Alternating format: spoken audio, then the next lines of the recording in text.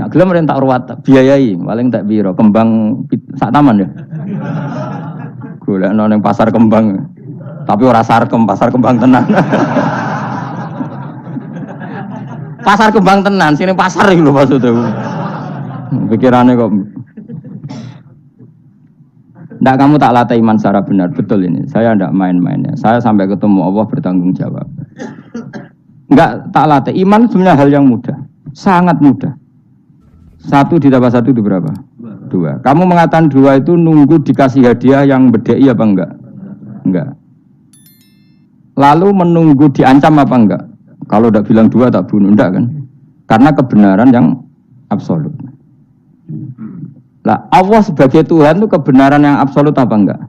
Absolut. Sehingga harusnya Allah andaikan tidak bikin surga pun kita tetap bilang Allah Tuhan. Allah tidak nakut-nakuti dengan neraka pun kita tetap bilang Allah itu Tuhan.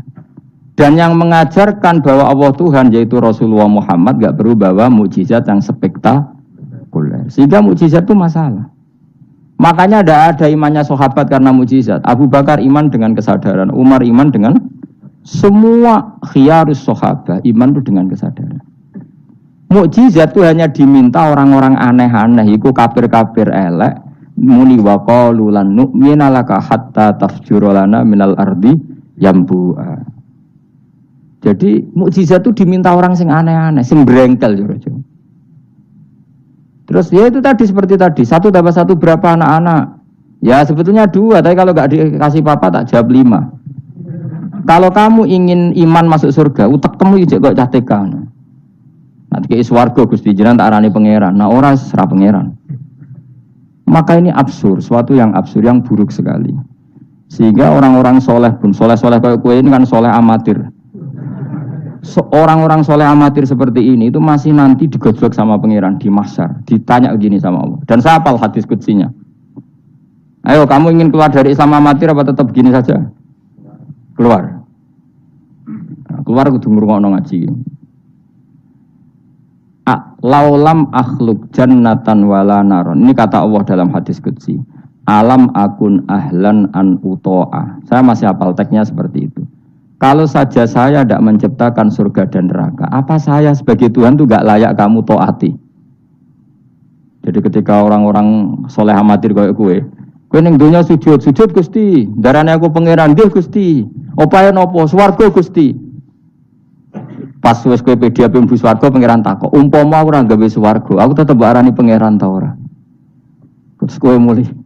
Budi Gusti yo, daran jenengan pangeran sing penting swargane, mboten jenengane pangeran. Oh neraka kowe.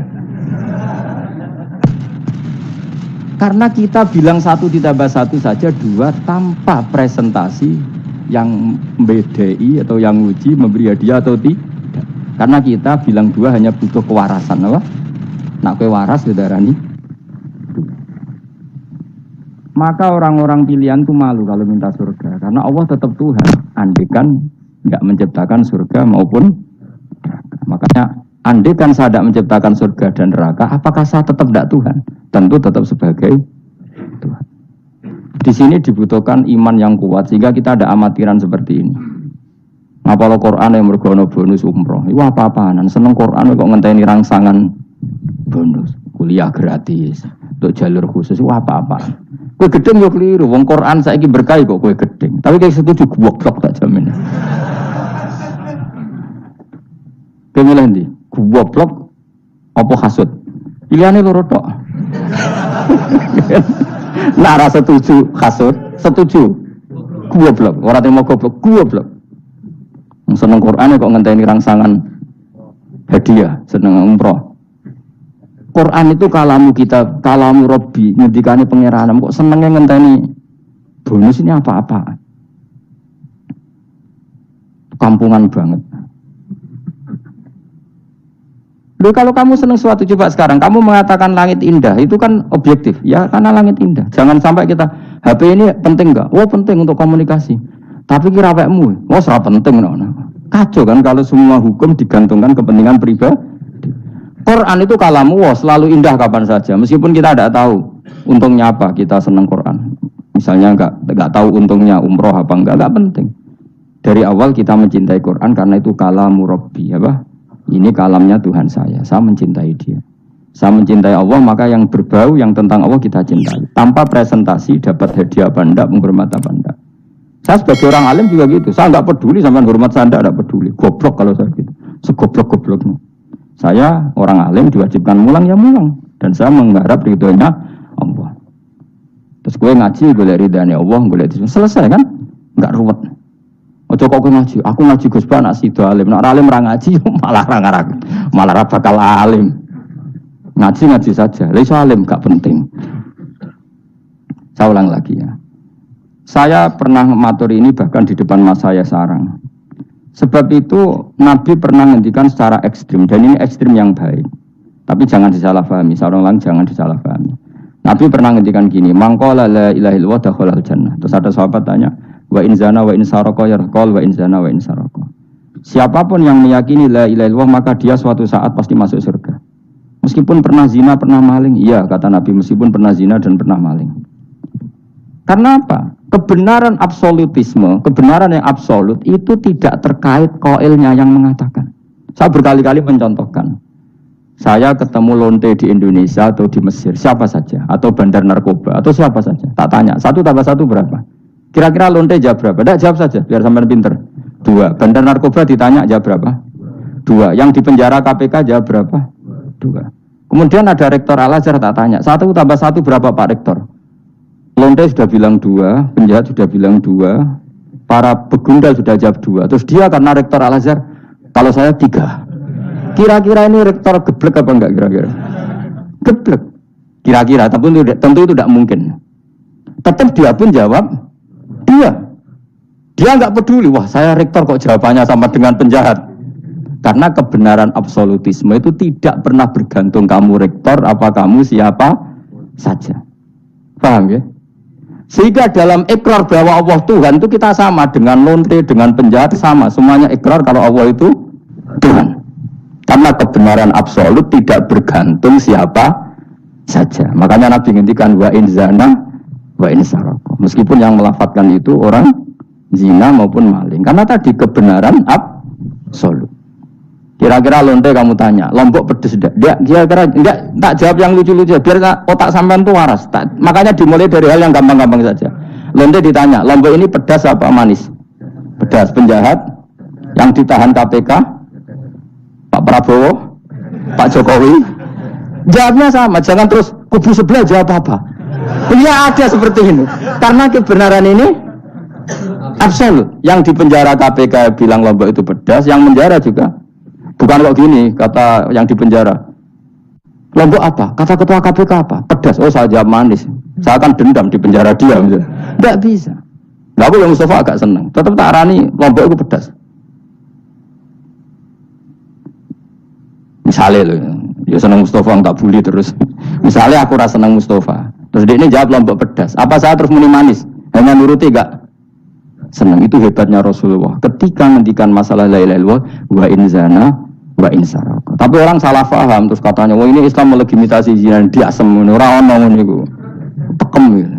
Maksudnya Nabi itu kebenaran absolut itu enggak ada bedanya antara orang fasik dan orang soleh. Semuanya ikrar. Sekarang 1 ditambah 1, lonte ya bilang 2, pencopet ya bilang 2, Pak Polisi ya bilang 2, kubu sebelah ya bilang 2. Sekarang semua orang Islam sing fasik ya bilang Allah Tuhan, sing soleh bilang Allah Tuhan. Semuanya sama.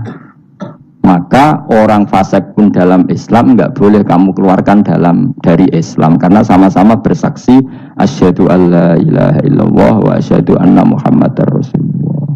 Mulane ahli sunnah berpendapat, berkeyakinan orang Islam apapun maksiatnya tetap tidak bisa dikeluarkan dari Islam. Soal dosa ya dosa saja.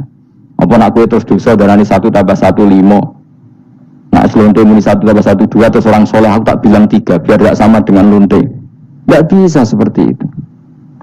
Maka harus dilatih terus kebenaran absolut.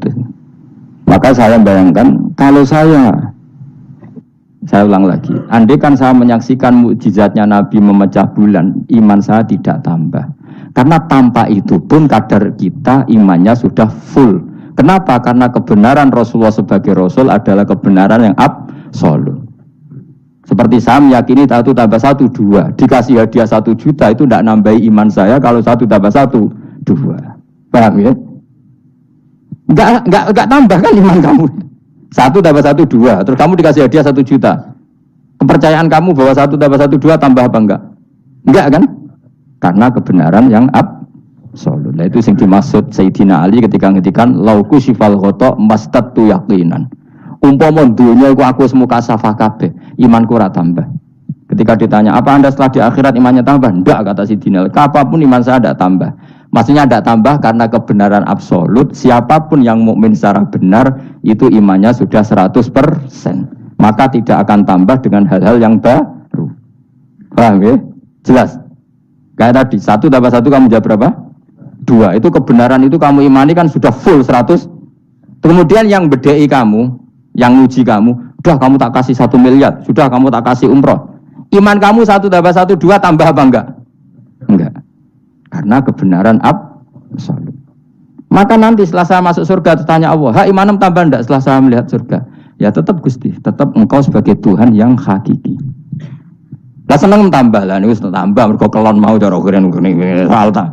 Nggih, nak rukun kita koi. Imanem tambah gak gen, mbok jabe. Mboten Gusti. Nak seneng tambah ge tambah lah Gusti riyen elek sakniki ayu lah. Tapi urusan seneng mawon, tapi nak imannya enggak perlu tambah karena tadi Allah Tuhan itu kebenaran yang absolut. Jelas nggih? Ya jelas tuh. Maka kebenaran yang absolut ini sebetulnya enggak perlu mukjizat. Maka mukjizat itu hanya diturunkan sesekali saja oleh Allah di semua nabi. Bahkan mukjizat sering menjadi problem karena tadi kalaupun diturunkan ada potensi dituduh sebagai sihir.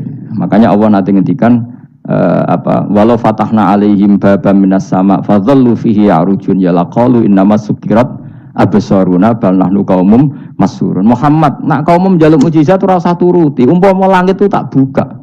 Kemudian mereka terbang ke langit menyaksikan alam malakut saya. Mereka akan bilang innamas sukirat absaruna. Kita ini disihir Muhammad. Itu sama seperti peristiwa pecahnya rembulan. Pecahnya rembulan peristiwa yang dahsyat. Sahabat iman tapi ya dingin saja. Kenapa dingin? Karena sampai itu pun mereka sudah iman bahwa Rasulullah itu adalah Rasul yang hak. Karena bukti logikanya terlalu jelas. Tapi orang kafir apa? Ketika rembulan pecah, iqtarabatis sa'atu wan syaqqal qamar wa iyyaru ayata yu'ridu wa yaqulu sikhrum mustamir. Tetap dikomentari itu sebagai sihir. Tapi sahabat sebelum bulan pecah sudah iman. Karena sahabat otaknya waras. Jelas ya? Jadi mukjizat itu tidak diperlukan sebetulnya. Maksudnya tidak diperlukan dalam konteks iman. Karena tanpa itu pun para sahabat, para khiyarun nas sudah iman. Makanya agama ini liqaumi yaqilun bagi yang punya akal. Bukan liqaumin sing yasyadunal mukjizat bagi kaum yang menyaksikan mukjizat. Waras ya, jelas ya. Jelas ya. Mulane ke sebenarnya orang masar itu, aku mau swarga warga, mereka mau ijek takoki pangeran. Monggo aku ora gawe swarga, aku ijek pangeran ta ora. Terus kowe mikir sik. Bahaya. Berarti aku dadi pangeran mbok pikir sik, kecuali kowe tak kei swarga, kan tak takoki pangeran ngono kuwi. Itu ibarat Pak Guru tak jawab 2 asal kamu kasih hadiah. Ya, nah enggak tak katakan 3, itu utek. Allah tetap sebagai Tuhan meskipun enggak menciptakan surga maupun neraka. Karena ketuhanan Allah adalah absolut. Makanya Allah sering ngendikan dzalika bi anna Allaha huwal haqqu wa anna ma yad'una min dunihi wal batil wa anna Allaha huwal aliyyul kabir. Allah selalu punya sifat abadi bahwa Dia zat yang hak. Yang lain menolak Allah adalah barang batil. Hak akan selalu hak, enggak butuh pendukung, enggak butuh apa-apa. Karena hak itu berdiri sendiri. Makanya Allah mensifati dirinya Al-Hayyul Qayyum, yang berdiri sendiri.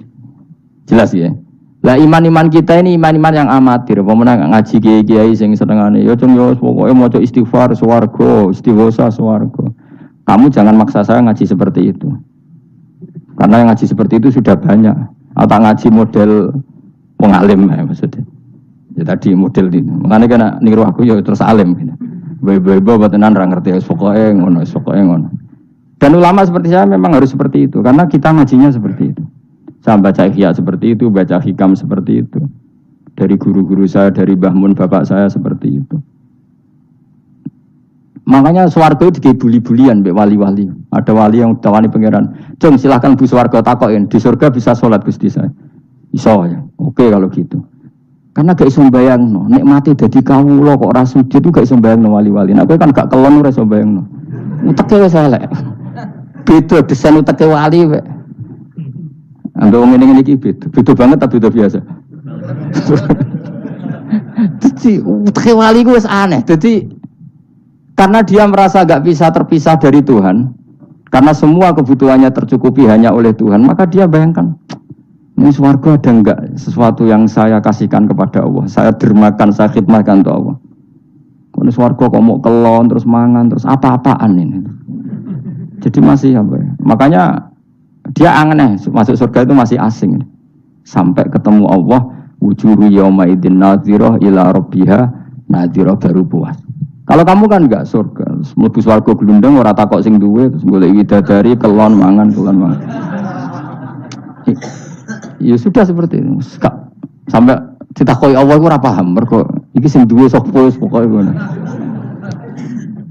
Ya tapi ya lumayan lah, sementing ning swarga. Tapi insyaallah yang jenis ini tidak ketemu saya juga agak ingin ketemu. Isen lah cara kula dadi ngono. Cara muru'ah harga diri ketemu jenis seperti ini. Ya tapi lumayan apa masih apa di surga. Nah, itu yang disebut fa'amma apa yang ashabul yamin tu fi sidrin makhdud wa talhim mandud wa dilimam. Itu pokoknya pakanan semua wa ma'im masku bafaqiyatin katsira la maqtu'ati wala makan-makan bermakan jima inna ansa'na guna insya'a faja'alna guna. Tapi kalau orang muqarrabin, Allah itu enggak gambarkan nikmatnya muqarrabin. Fa'amma in kana minal muqarrabin farauhu. Karena semua kenikmatnya itu roh. Roh itu mala enaroat wala uduna samiat wala khatara ala qalbi basar. Dia nikmati di surga karena al-muqarrab, dekat sekali dengan Allah. Makanya di kitab-kitab wali itu banyak. Abdul Qasim Al-Junaidi, Abu Yazid tanya sama Allah, "Ya Allah, kenapa saya tidak melihat umat saya? Padahal engkau berjanji umat saya yang mencintai saya masuk surga." Dijawab Allah, "Sebenarnya umat kamu di surga semua, tapi enggak ada yang ingin ketemu saya." Bareng didelok mau do kelon do wis. Makanya kayaknya saya tidak ketemu sampean ini karena itu tadi. Jadi karena itu tadi orientasinya beda, Pak. Orientasinya. Tapi tetap swarga ya. Swarga. Mbahmu tapi milih. Kudu ngamal enak wis mbrono. Artinya sampean sepenting tak latih iman itu nganggo kalimat thayyibah. Iman itu kalimat thayyibah kira-kira logika yang terbangun secara benar sehingga dikalimatkan ya juga secara benar. Nah, disebut kalimatu haqqin 'alaiha nahya wa 'alaiha namut wa 'alaiha nub'astu wa biha nub'as. Kalimat yang memang kalimat yang absolut. Ya 1 ditambah 1 2 itu absolut. Ketuhanan Allah lebih dari itu, sangat-sangat absolut. Maka kalimat ini pula yang kita berani hidup, juga kita berani mati. Dan insya Allah dengan kalimat itu pula kita nub'af insyaallahu minal aminin. Ora kok sidik-sidik kalimat hamin swarga jaluk mbahmu. Swarga ya jaluk kadang-kadang ae. Kula istighfar ya jarang jaluk swarga. Ya kadang-kadang ae. Kita minta bahwa kalimat ini menjadi kalimat sing abadi. Sementing mati husnul khotimah. Dalam keadaan meyakini kalimat itu. Meskipun ya mau ke tetap walimu wali amatir mau. Gak apa-apa lah amatir lah nak wali. Ya tadi karena semua orang mukmin itu wali. Allahu waliyul ladzina aman. Engko nak wali tenan maknane waliyun kasihane pangeran. Nak ora wali tenan sing disakeni pangeran. Engko iso urip mergo disakeni napa? Ini penting saya utarakan. Sekarang tuh banyak orang yang enggak pernah ngaji khatam. Jadi senengane paket swarga. Al-hajjul mabrur laisa lahu jazaa'un illal jannah. Iku ngambil gaji si BRI, anggerono waya BRI, BNI ra, angger ben setor ning BRI al-hajjul mabrur la jazaa'un ilal. Kula nggih mun kaji ta ora tau dalil iku. Sing ora kelar kaji kan yo sak agem. Kula beberapa kali ngelepas tiang haji. Sakniki do ora jarang njaluk kula, mergo do mangkel menawa. Mergo kula anggere ngelepas wong kaji ngeten. Kula niku termasuk wong jujur. Jujur banget kula nak bab ilmu. Mungkin perilaku saya jujur sampean, tapi nak ilmu jujur kula. Padahal wong mlebu swarga lewat amal, mbek ilmu cepet sing lewat ilmu. Amalan ora cukup gue cepet-cepetan mlebu swarga. Tanpa ilmu kan amal tuh ditolak, tapi ilmu tanpa amal tetap sebagai ilmu. Makanya termasuk fadhailul ilmu itu bisa berdiri sendiri tanpa amal. Tapi kalau amal nggak bisa berdiri tanpa ilmu. Saya kalau ngupas orang haji itu bilang gini, karena yang datang itu ya banyak yang nggak haji atau nggak mampu haji. Dia niki nak dongakno dadi kaji mabrur walese swarga. Sing mboten kelar kaji dongakno salate iku nggih mabrurah, salat sing ditampa nggih mlebu swarga. Sing ngrumat anak ikhlas nggih swarga. Sing kere ikhlas nggih swarga. Sing syukur mergo tanggane kaji meskipun ra kelar kaji tapi melok seneng koyo senenge sing haji nggih swarga. Muga alamate wong mukmin seneng nak dulure seneng. Akhirnya sing kaji kan kecewa, perkarane ora fokus muji dekne. Mulane terus ra diundang meneh kan kira-kira gitu. Tapi aku malah beneran kan hisabku ringan. Daripada aku mentale model mubalek, haji ku fadilah ngene-ngene, multazam, masyaallah. Nang Hajar Aswad muni manu, masyaallah mergo disangoni sing order. Tapi dekne gak mikir ning nguri wong do nangis perkara nih ditakdir gak kelar kaji. Gawe ngenese wong fakir dosa dol-dol paham. Iku kudu ngajekno meneh. Mergo sing nyangoni iku dadi dipuji-puji. Enggak boleh ulama seperti itu. Namun balik oleh, nah ulama enggak boleh. Balik ulama kan kelasnya beda, no? Balik sing alim maksudnya. Sing alim menawa ya kembar lah, mesti kayak. Karena kita punya etika.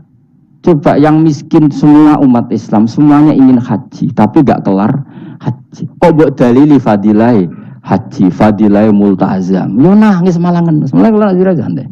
Ya ibu-ibu sing ngrumat anake sabar senajan to anake rewel nggih swarga. Bapak-bapak sing ngrumat bojone rewel nggih swarga. Sementing syaratnya rewel lan sabar. Nak sabar tanpa rewel belum teruji kata saya. Jadi syaratnya bojo sabar kudu apa? Rewel. Syaratnya wong wedok sabar sing lanang kudu fakir menika tak itu. Itu. Kalau kamu jadi ulama harus seperti itu. Zaman Nabi Sugeng ya seperti itu. Nabi itu kalau ngitung ahli swarga itu banyak sekali. Ana wa kafilul yatim kahataini fil jannah. Sing rumah yatim kahataini fil. Ada seseorang yang pendosa sekali melihat anjing kehausan dikasih minum lalu dia menjadi ahli surga. Ada seseorang lewat ada duri di tengah jalan disingkirkan takut kena orang mukmin juga menjadi ahli. Itu nyebut ahli surga itu sampai berpuluh-puluh, mungkin beratus-ratus. Sehingga semua sahabat itu menekuni amal yang dia ditakdir di situ. Pengajar manusia kebaikan surga, yang belajar kebaikan gak sampean surga. Semuanya. Sekarang enggak, karena yang order wong kaji. Masya Allah haji ku, masya Allah. Multa, gue bolak-balik kurang ngoten niku. Kula kadang bagian donga. Batin wong kok ngene. Nanti kayak duit pina mulai batin ku malah rame itu. Mangkalku. Tapi semenjak saya yang bagian ngisi seperti itu, saya ingin balik daerahku rawani kan. Bahaya wilayah Gus bah akhirnya wilayah angker ini. Akhirnya nak ngelepas wong kaji ge dongakno hajine mabrur sing mboten kaji ge mugi-mugi ibadah ditampa srawani ngomong liyane. Tak semprit nek gak ngono. Karena Allah menyebut kebaikan itu banyak. Coba kenapa hadisnya hanya al-hajjul mabrur laisa lahu jazaa'un ilal. Memangnya tidak ada hadis ana wa kafilul yatim kahataini fil. Saya dan yang rumah yatim nanti berdekatan seperti ini sama-sama di surga. Itu lebih keren lagi, bukan sekedar masuk surga tapi berdekatan dengan Nabi. Kalau sekedar masuk surga bisa beda kelas. Kok gue aku lebih beda. Tapi kalau nunggu cek eling nasihati kanca kula kurang ajar tenan. Kalau cek eling terus Gus, nak soleh aja nemen-nemen. Engko swargamu apa bangun? Gak enak sungkan, Dir. Aku cek eling terus. Wes Agus soleh biasa wae. Engko tetep power aku ngopi-ngopi santai. Aku cek eling. Artinya terngiang-ngiang, jangan-jangan nasihat ini benar itu. Engko tangan-tangan ya sungkan. Yo ora iso lho kan ngeloni bojomu ning ngarepku ya sungkan kan. Oh terus gue wadeng widadari ngalor gitu. Nak rawor aku kan santai. Mulane ki amalem biasa wae. Engko mari swarga mawar aku kan apa? Sungkan. Nanti saiki bocah ora rapati saleh, alasan iku tok. Bahaya Gus. Ya kejar kader. Lah anak kesolehan Gus, malah war nabi tambah sungkan meneh. Kurang ajar nasihat kok ngono. Tak gojo, tapi nak pas-pasan terus kurang sithik neraka aku. Serau usah mikir ngono Gus pokoke. Ya masuk akal nasihat itu. Mulane kula sakjane nggih saleh banget bebo ora saleh jaga tadi supaya gak awor mau ben gak sungkan. Cek urip kancaku. Tak takoki cek ketoke gaya ngene cek. Ya rada fasek-fasek sithik cek. Mau jaga ben apa? Ora sungkan. Ora enak lho Mustofa cek swarga kok. Kan gak bebas ya. Ngono kan rencanane ra bareng aku wis mesti. Sungkan. Apa overacting andene kepinginnya kan terus mandi di laut, blodor kan. Jebule ana gurune kan suka. Gak sawar kan ya? Gak sawar cuma sesekali sowan wis. 2 minggu pisan sowan ngono. Sediluk wae bariku mulai. Saya ulang lagi ya, latela iman secara benar karena agama ini liqaumi yaqilun. Dan yang minta mukjizat itu orang-orang yang otaknya sudah pecundang. Wong muni siji tambah siji loro wae kok butuh sing ngomong memberi hadiah. Ya ini apa-apaan. Allah sebagai Tuhan itu hak yang absolut. Ngapain kita nyari-nyari bukti? Apalagi nyari wis karuan. Nah Allah itu pangeran. Nah, mulane Allah kadang ngendikan wa ma mana'ana an nursila bil ayati illa an kadzdzaba bihal awwalun wa ataina samudan naqata mubsiratan fadzalamu biha. Tidak ada yang menghalangi saya membuat mukjizat kecuali faktanya mukjizat sering didustakan orang-orang dulu. Wa ataina samudan naqata mubsirah fadzalamu biha. Dulu kaum Samud minta mukjizat unta keluar dari batu. Setelah saya turuti, nyatanya mereka tetap kafir. Makanya kita melatih iman itu dengan logika yang sehat. Iku liqaumi yaqilun liqaumi yatafakkarun. Caranya gitu tadi dilatih mulai hal-hal kecil. Ya tadi lombok itu pedes enggak? Pedes. Gula itu manis enggak? Manis. Terus ada orang jawab, saya bilang pedes. Asal yang bilang lombok pedes adalah orang yang bisa menurunkan halilintar dari atas. Ya apa hubungannya lombok pedes dengan halilintar dari atas? Sama. Apa hubungannya Allah sebagai Tuhan? Kemudian yang bilang Allah sebagai Tuhan dituntut mengeluarkanmu. Aneh enggak? Aneh. Makanya sebenarnya peminta mukjizat itu sudah pecundang. Makanya enggak ada khiyarus sahabah yang minta mukjizat. Makanya minta mukjizat itu rata-rata orang enggak benar. Waqalu tadi rujuknya kan orang benar. Lan nu'minalaka. Saya tidak akan iman kamu Muhammad hatta tafjura lana minal ardi yambu'a. Saat terusé autakuna laka jannatu min nakhil wa inabin fatufajjiral anhara khilalaha tafjira aw yakuna laka baytun min zukhrufin aw tarqafis. Sama yang ngomong ini orang benar apa orang enggak benar? Orang enggak benar. Ya jelas ya, clear ya. Jadi kita iman ya iman saja. Nikmati wis ngandel kula. Jenengan nak sujud nikmati matur nuwun Gusti jenengan negir kula sujud sehingga saya sah sebagai hamba jenengan. Kowe nek ape mati nikmati wae. Gusti kula wangsul teng jenengan zaman teng donya ya sing ngurusi jenengan, mungkin setelah mati ya sing ngurusi jenengan. Zaman saya hidup ya enggak tahu cara ngurusi diri saya sendiri. Ketika saya hidup juga kita enggak pernah tahu bagaimana jantung bekerja, paru-paru bekerja. Yang ngelola roh ya enggak tahu. Zaman kita hidup yang jenengan kelola, setelah mati yang jenengan kelola. Sama saja Gusti, jenenge inna sholati wa nusuki wa mahyaya wa mamati lillahi rabbil alamin. Itu bagus. Terus mati, anak-anak eling yo nangis, bojomu yo sing nangis, sak kadari ya sudah selesai. Nak kowe tangisan Cina, nak disiksa mungkar nakir. Tapi nak kowe wong soleh tenan wali kan ketemu mungkar nakir damai, pengalaman baru. Terus dites mungkar nakir lulus, kumplot, wah kan keren. Mlebu swarga diame, napa? Lah sing jenis iki mbok tahlili yo kena, ora yo kena aman. Paham ya? Ojo malah debat tahlil hukume piye. Ya tahlil kalimat thayyibah hukumnya ya apik. Anak pitung dina tradisi Buddha ya pitung dinane tradisi Buddha kalimat tetap kalimat thayyibah. Tapi misalnya ana sing ra gelem tahlil ya ora apa-apa, sing penting tetep nglafadzno kalimat cuma ra seneng dinane 7. Ya gawe 8. Nah, misalnya gedeng 7 ya gawe 8 kan gampang. Nah gedeng 7 gedeng 8 ya gawe 1, sing penting ora anti kalimat thayyibah, mau anti modele. Ya enggak apa-apa, kowe kudu cocok tidak cocok biasa. Ini ilmu semuanya bebas. Ilmu itu wilayah pangeran.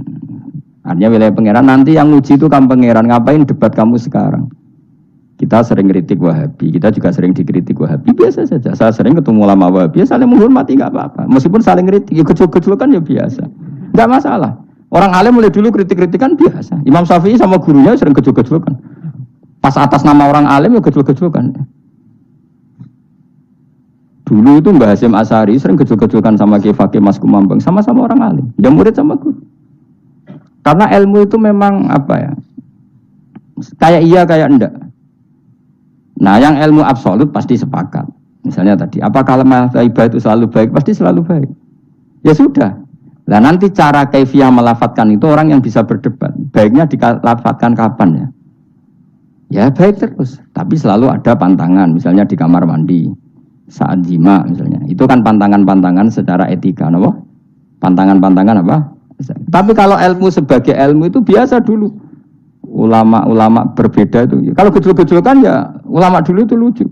Misalnya sama tak beda, andai kan kamu jadi kiai, kira rasa-rasaan jadi kiai. Baik mana anak-anak kecil di waro kamar wong tua apa dipisahkan. Andai kan kamu punya pondok, milih mana? Anak kecil disamakan kangkang besar apa dipisah? Mau jawab, milih nanti di warno apa dipisah? Dipisah. Nah, Hen, dipisah. Lu kakek sih dipisah. Ada yang bilang di warno. Kalau di warna itu memang kalau dipisah itu resikonya sing kecil mentali cilik terus mergo ora ono sing didik sing tuwa. Nak di warna kadang sing cilik, sing tuwa kan suwaya rabi men bakas rabi, sing cilik katut bakas rabi bahaya. Utawa sebalike sing cilik melok main game, sing tuwa melok main game mergo katut cah cilik. Lha iku jenenge istiad, sama-sama apa? Sama-sama apa? Mungkin. Sehingga dulu tuh pernah ada wali itu karena sholat jamaah itu di sof akhir. Yang sof awal wali karena sering sof awal. Yang sof akhir ya ada yang jadi wali. Yang sof awal nggak terima. Kenapa kamu jadi wali padahal kalau sholat di sof akhir? Jawabnya saya tuh malu sama Allah. Kok kepedean betul kok di depan. Tapi gak jadi niru ya. Gimana cerita ya? Cek pede ini enggak ngarep. Karena dia di belakang motifnya itu tidak males. Tapi motifnya itu apa? Tawaduk atau malu, dia jadi wali. Nah, aku kan mergo males panjen. Atau moh rohimami itu. Iku sing mari ra wali-wali. Sing kok ngarep kadang ambisi ngimami padha dene malah repot meneh. Jadi dulu ilmu itu biasa. Orang Maliki itu nak gojlok orang Hanafi itu yang entek ngame. Orang Hanafi kalau gojlok Imam Malik itu yang entek ngame. Ya biasa, dulu itu ilmu. Ya biasa. Misalnya gini sampean tak bedhei. Tidak jawab saja jujur. Rasulullah itu puasa Senin Kemis selalu apa kadang-kadang dalam semua riwayat. Kadang-kadang. Sesuatu yang kadang-kadang dilakukan Rasulullah itu akan sunat terus apa sunatnya juga kadang-kadang. Ayo jawab saja. Wah, agak sing sarap ya. Rasulullah itu puasa Senin Kemis itu kadang-kadang apa terus? Kadang-kadang. Ini sudah masih benar. Sesuatu yang pernah dilakukan Nabi kadang-kadang itu menjadi sunat terus apa sunatnya juga kadang-kadang terus. Nah sekarang ini sebetulnya hadis kunut itu semuanya sepakat. Rasulullah kunut itu ya ahyanan kadang-kadang. Nah sesuatu yang pernah dilakukan Nabi kadang-kadang itu akan menjadi sunat terus ila yaumil. Maka Imam Syafi'i milih kunut terus. Abu Hanifah enggak. Bahaya kalau sunat kok dilakukan terus nanti dikira wajib. Sehingga Abu Hanifah tidak kunut. Dan itu ya biasa ketemu gitu. Imam Syafi'i kalau sholat di Masjid Abu Hanifah itu tidak kunut. Ketika ditanya ikroman di hadal madhab, saya menghormati madhab. Orang Hanafi kalau main ke rumahnya Imam Syafi'i ya kunut ya biasa dulu. Sekarang kunut dan kunut jadi politik identitas. Ini kunut sebelah ini mesti. Enggak kunut sebelah yang dulu itu enggak. Saya sampai sekarang enggak pernah tahu kunut itu tradisi ormas mana. Sampai sekarang enggak ada tahu. Karena saya orang alim tahunya kunut madhab Syafi'i enggak kunut madhab Hanafi.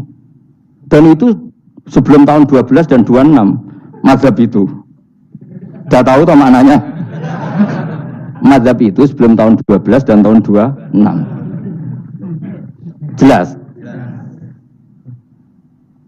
kok orang paham jadi dulu lama ya biasa perdebatannya gitu apakah sesuatu yang pernah dilakukan Nabi secara ahyanan itu sunat terus apa sunatnya juga ahyanan sekali tempo. Jawabannya apa? Terus. Tapi kalau terus bahaya nanti yang sunat dikira wajib. Nah, yang berpikir gitu Abu Hanifah, yang berpikir terus Imam Syafi'i. Ya sudah akhirnya jadi seperti ini. Dulu itu nggak jadi politik identitas, saling menghormati. Imam Syafi'i itu Abu Hanifah sudah kabundut, pernah sholat di masjid Abu Hanifah tidak kunut. Ketika ditanya ikroman lihadzal madhab, saya menghormati madhab ini. Entah angen-angen nak kunut terus nggak dikira wajib.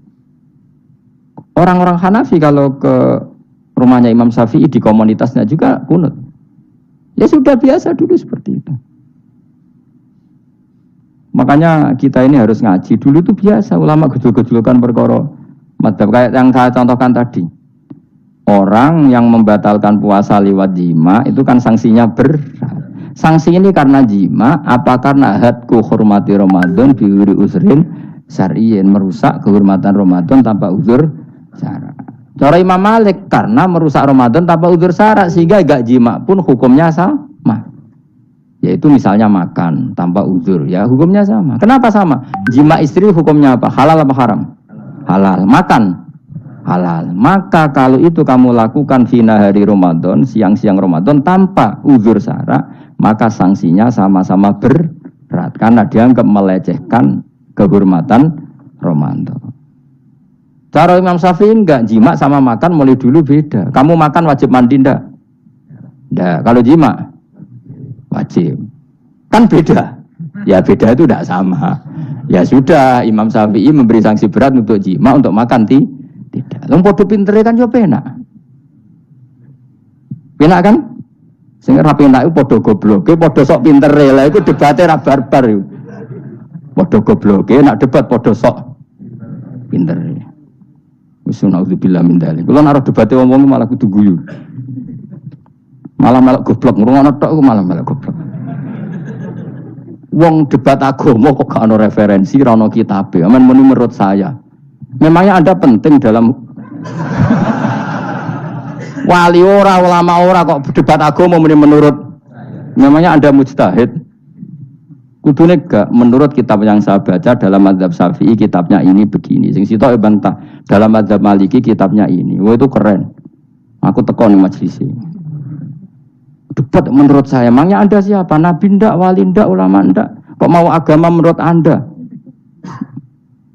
Wis wargane ora mesti kok ape. Makanya dibiasakan pakai referensi, pakai sanad. Agama ini butuh sanad.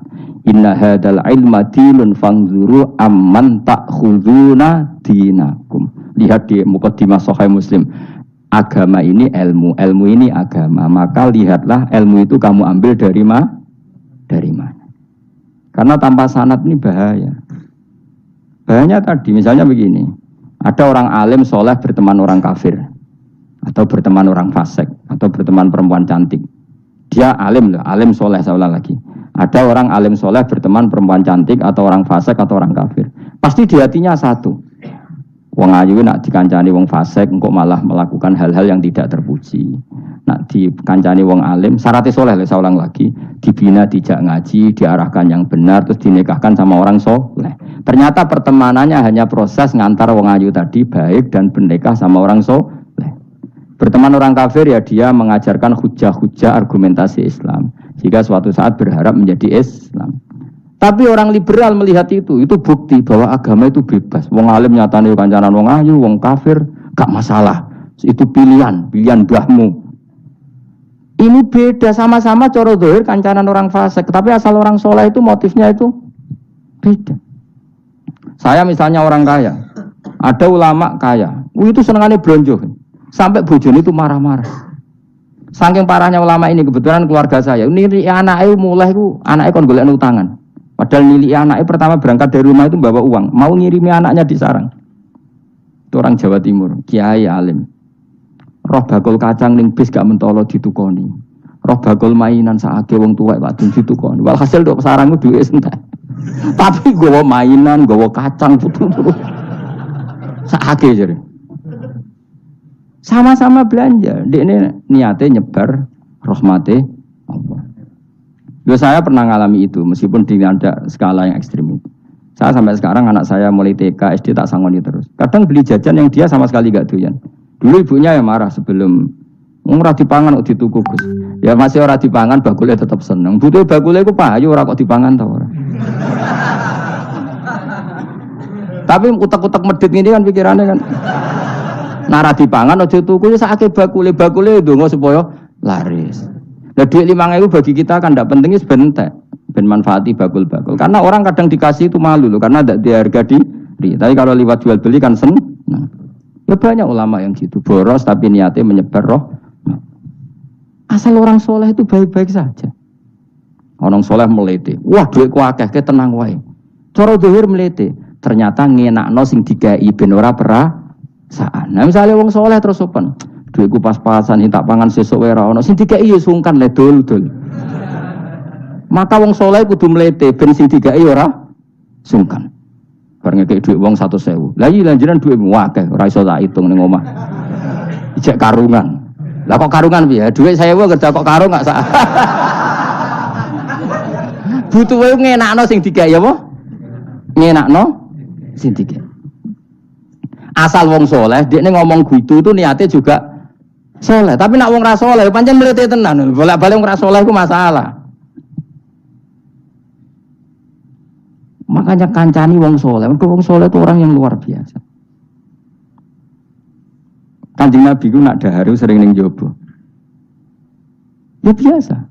Ketok wong akeh. Karena Nabi gak ada kepentingan beliau jadi Nabi setelah Nabi Isa alaihissalam yang saking sakralnya, saking priainya malah kebablasan dianggap sebagai anak Tuhan. Maka Nabi ngetokno kemanusiaan. Bahkan kalau dahar itu sering di luar. Ngetokno nak Nabi itu dahar sebagai umumnya kayak apa orang soleh. Lho kula nate berusaha khusyuk iku meneng. Malah ngipi kuwi elek. Mergo aku ora meneng wibawa, nak meneng malah buyute wibawa. Akhire wong rawani takok agama. Nak ana ora takok agama terus takok wong liya, takok rugi malah ra karu-karuan.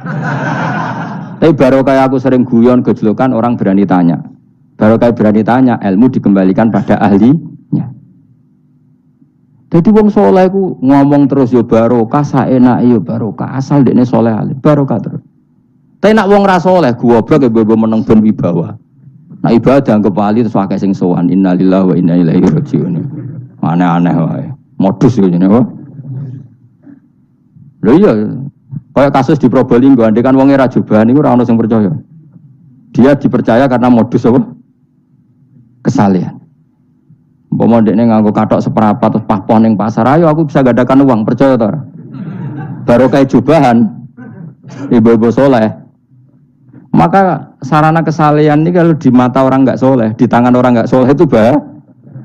Makanya kata ulama, kata Imam Haruman, kena arah alim, uripmu biasa wae. Aja sampai kowe terlalu khusyuk terus nak ngomong dindel, padahal keliru ngomongmu iku.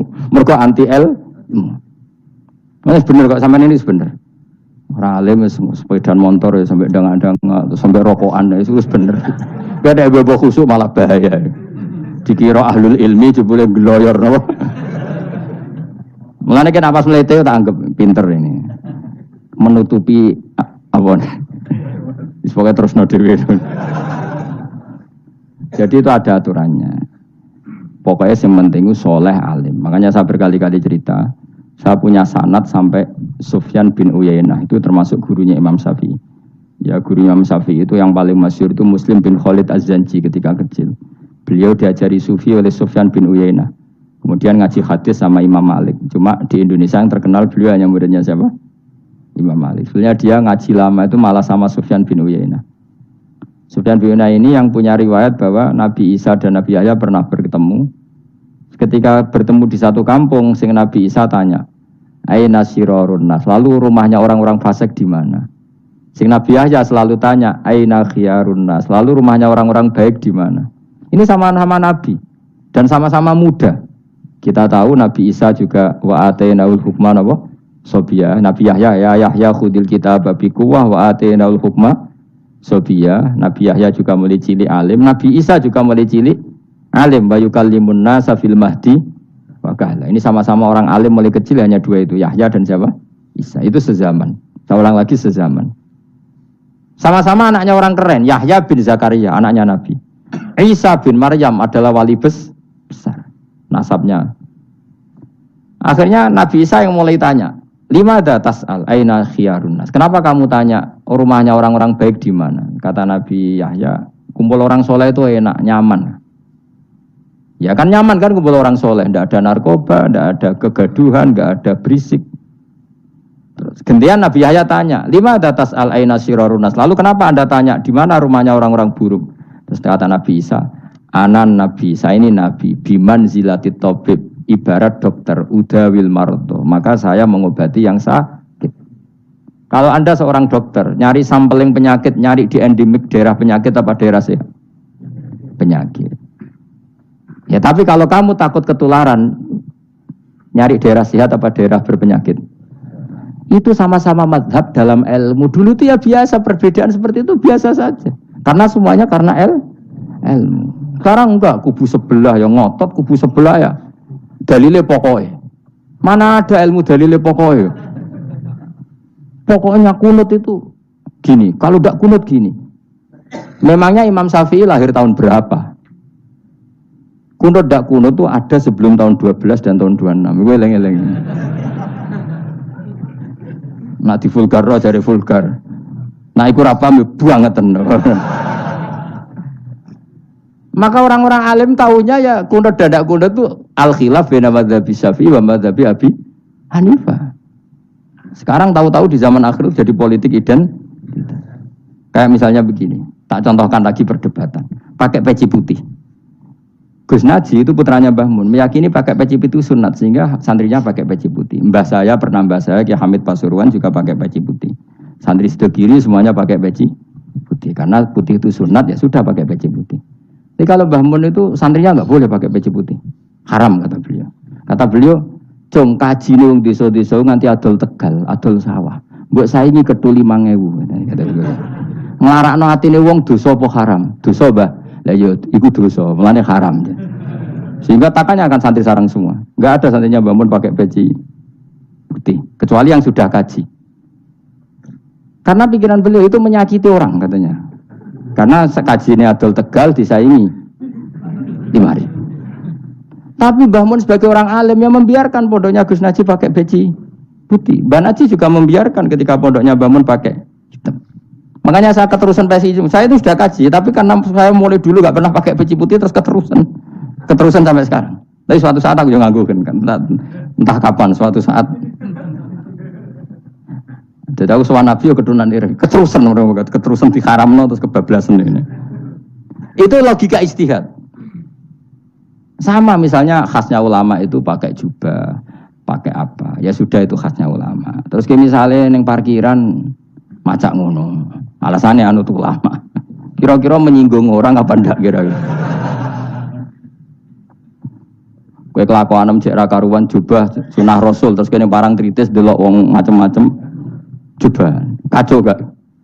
Elek-elekin nasab apa enggak gitu. Boy orang itu mikir, jadi karena ada selalu masalah ijtihadiyah. Abdullah bin Mas'ud dulu itu kalau sholat itu nggak pernah pakai baju resmi, seringnya pakai sarung tok, kadang nggak pakai baju. Ketika ditanya, kamu ashabu Rasulillah, kenapa sholat dengan cara seperti itu? Terus beliau ngendikan, wong ben roh nak standar minimal sholat seperti ini. Kalau saya sholat selalu pakai pakaian sempurna, nanti dikira itu aturan fardu dan umat menjadi berat. Sampai seperti itu ulama menjaga konstitusi bahwa yang penting dalam sholat adalah satrul aurah. Zaman itu sudah sahabat dan tabiin karena Nabi sudah wafat itu sudah pakai pakaian lengkap. Tapi Abdul bin Mas'ud tiap sholat di masjid dia menunjukkan pakaian paling tidak lengkap. Jadi pernah beliau sholat itu hanya pakai sarung terus diikatkan di lehernya. Ketika ditanya, dulu kita dengan Nabi pernah sholat seperti ini. Akhirnya ulama menjadi tahu nak ngono sholat paling pokok itu nutupi mabena surah war rubah. Andai kan tidak ada cerita Abdul bin Mas'ud mungkin dikira sholat syarat sahnya ya seperti itu. Maksudnya pakai jubah terus, pakai pakaian begitu terus. Barokahnya Abdul bin Mas'ud orang tahu standar minimal. Jadi kalau ulama itu motifnya seperti itu. Rasulullah kira-kira senang qiyamul lail apa enggak? Senang. Tapi beliau qiyamul lail di masjid hari keempat, hari kelima sudah tidak keluar ke masjid. Karena Nabi kalau selalu melakukan nanti dikira dikira. Tapi kalau enggak melakukan nanti orang enggak qiyamul lail. Maka Nabi pernah melakukan ya pernah tidak. Ya sudah itu konstitusi dalam tradisi ulama. Jelas ya? Saya sholat di pondok saya sendiri sering jadi makmum. Karena semua kiai sudah jadi imam, nanti dikira syarat sahnya imam itu kiai. Repot, makanya saya tunjukkan kiai juga boleh jadi makmum. Andai kan semua kiai jadi makmum, saya nanti jadi imam. Ya semua ulama mulai dulu tradisinya gitu, karena yang dikatakan fardu kifayah itu kalau sudah ada yang melakukan, yang lain tidak usah. Biar seimbang. Sekarang enggak do geruduk kabeh. Makanya terus kacau. Coba sekarang misalnya gini, andai kan semua orang melakukan kebenaran kesunatan, yaitu misalnya semuanya ambisi itikaf di masjid. Terus tidak ada orang melakukan kebenaran ngrumat yatim, ngrumat jenazah, ngrumat jalan-jalan raya, kan kacau. Mergo semuanya satu variasi kebenaran itikaf ning masjid. Yatim sedang do mati, mergo do itikaf kabeh. Tapi baru kaya ono sing itikaf ning perapatan, nek ono wong tiba iso nulung, nek ono wong kesasar iso tako. Baru kaya wong sing itikaf ning perapatan. Sayange tuh bidung-bidung barang ku sayange. Sakjane niat itikaf ku sah. Nawaitul iktikaf linusratit thoriq. Niat ingsun iktikaf nulungi dalan ben nak ana wong butuh.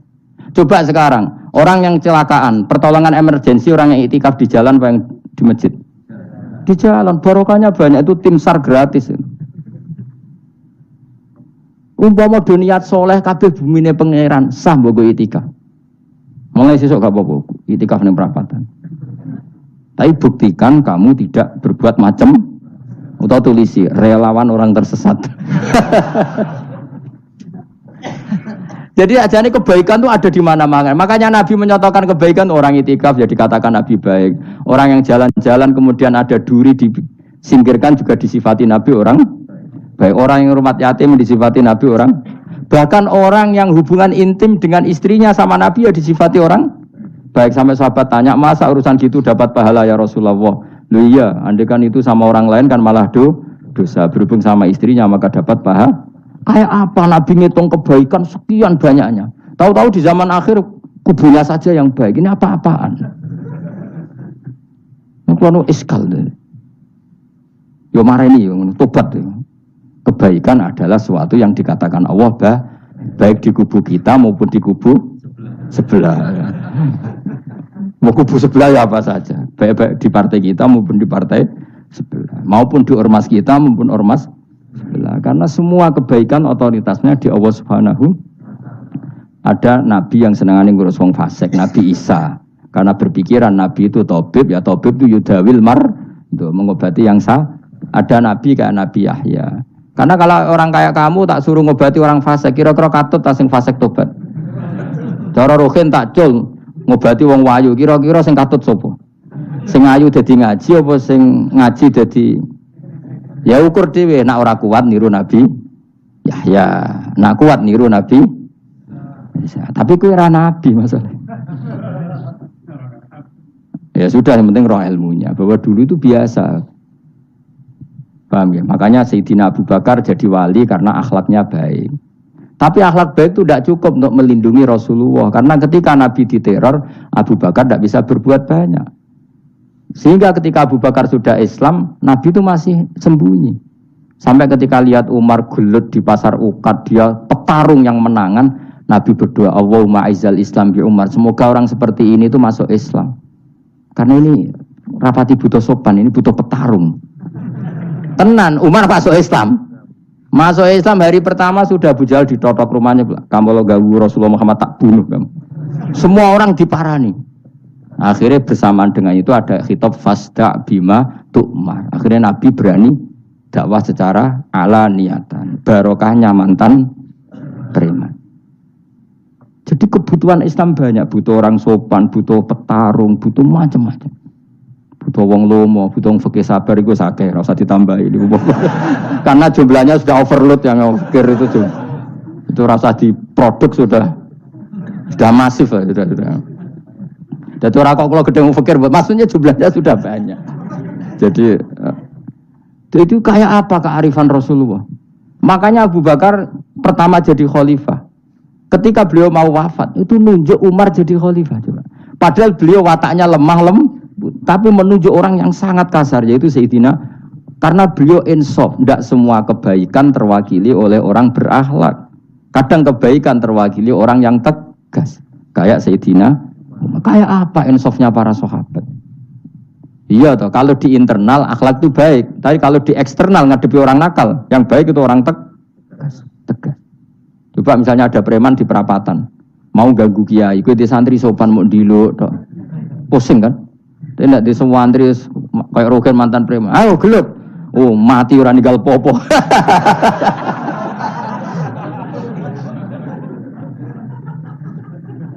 Itu kan keren, apa? Keren. Makanya Abu Bakar ketika, lu ya, sampean tahu kan hadisnya Umar, setiap ada orang munafik macam-macam pamitnya sama Nabi, dakni adrib pun izini Nabi tak biya coy. Ya setiap hari kegiatannya gitu terus. Tapi dulu orang itu insaf, Abu Bakar insaf, kelebihannya Umar di situ. Umar insaf, kelebihannya Abu Bakar di. Maka ketika kandidat khalifah, Umar mengangkat Abu Bakar jadi khalifah dan disetujui semua sahabat. Ketika Abu Bakar mau wafat menunjuk Umar dan disetujui semua sahabat. Orang kok Abu Bakar pepe wong halus, golek sing sejenis aku ndak. Karena dulu semua orang itu pakai insaf, pakai kesadaran sing super tinggi, tidak nuruti nafsu. Loh saya andekan ada orang alim sekelas saya kok mau ganti tafsir Jalalain, ganti Gus Fikih yang mendesak fikih. Terus dia alim enggak masalah ya. Salahnya dia alim keramat. Wah dia ngerti Allah Mahfud nak setingkat aku. Nak raro berarti hop. Karena dulu itu begitu, ulama dulu itu seperti itu. Biasa. Sekarang itu enggak. Orang itu kalau enggak kelompoknya enggak mesti salah. Abu Bakar itu raqiqul qalbi, raqiqul hawashi, riqqatul qalbi. Tapi beliau justru menunjuk Sayyidina Umar karena dia tahu Islam itu musuhnya banyak, butuh orang tegas. Umar juga tahu bahwa di internal Islam itu butuh riqqatul qalbi sehingga beliau hormat sama Abu Bakar. Tak pimpin aku, wah bubar kabeh. Tapi dari Abu Bakar, ning jobo aku tok wong mlete nek ora ono sehingga dua beliau saling melengkapi dan itu luar biasa. Nah khilafnya ulama kira-kira seperti itu. Yang peci putih ya silahkan gue iling-ilingan, nak putih itu sunat. Tapi sing ireng, piye-piye kaji desa iku disaingi ketu 5.000 gak terima aja. Yakin deh, Bos. Nah, saya ini mulai kecil di sarang. Tapi mertua saya itu keluarga Pasuruan. Jadi saya lucunya saya kalau ngajar di Pasuruan pakai peci hitam. Sebagian santri separuh pakai peci hitam menghormati saya. Sebagian pakai putih menghormati kiainya. Jadi jadi saya lihat ini ya sepanjang sejarah kalau saya ngajar itu jadi warna-warni itu karena saya kaget kok banyak yang pakai peci hitam. Menghormati jenengan Gus. Yang putih masih banyak separuhan. Ya enggak ada yang merencanakan, ya alami saja. Nah, terus sampean bener di. Putih apa hitam? Putih apa hitam? Bebas. Karena tadi ini masalah nopo istihad. Pun kalau terus nang. Supaya sementing wau iman itu sesuatu yang absolut. Maka kita andaikan Allah tidak bikin surga neraka pun kita tetap sebagaimana kita mengatakan 1 tambah 1 2 dapat hadiah apa ada dapat hadiah ya tetap mengatakan 2 1 tambah 1 pasti 2. Subhanalladzi wa sutidzat khalaqa kang gawe sapa ladi ala azwaja ing pira-pira pasangan ari asnafa tegese pira-pira pasangan kullah sakabehane asnaf tak Allah gawe mimma sing perkara tumbi tukang nukulno apa bahasa Indonesia menumbuhkan apa al-ardu bumi minal hububi sanging pira-pira bebijian wa ghairi halan yana hubub. Wamin anfusihim lan Allah gawe jenis jejodohan itu sangka awak dhewe ne wong akeh. Jadi Allah bikin sesuatu itu berjodoh-jodoh, berpasang-pasangan. Termasuk manusia juga berpasang-pasangan. Minat zukuri sing pira-pira lanang walinasilan pira-pira wedok, wa mimalan sing perkara la ya'lamun kang ora ngerti sapa wong akeh. Maksudnya zaman belum ditemukan listrik misalnya atau belum ditemukan apa saja yang zaman itu enggak ada. Allah ngendikannya gini, Maha suci zat yang bikin tumbuhan, bikin hewan semuanya berpasang-pasangan. Termasuk manusia juga berpasang-pasangan. Dan Allah juga bikin berpasang-pasangan dari sesuatu yang sekarang belum dikenal di era itu.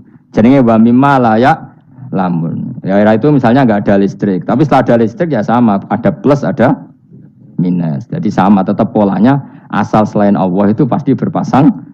Meskipun sesuatu itu sekarang belum dikenal. Kayak zaman dulu kan belum ada listrik, tapi setelah ditemukan listrik juga ada plus, ada minus. Itu jenis wa mimma layak lamun, dan dari sesuatu yang kamu tidak tahu.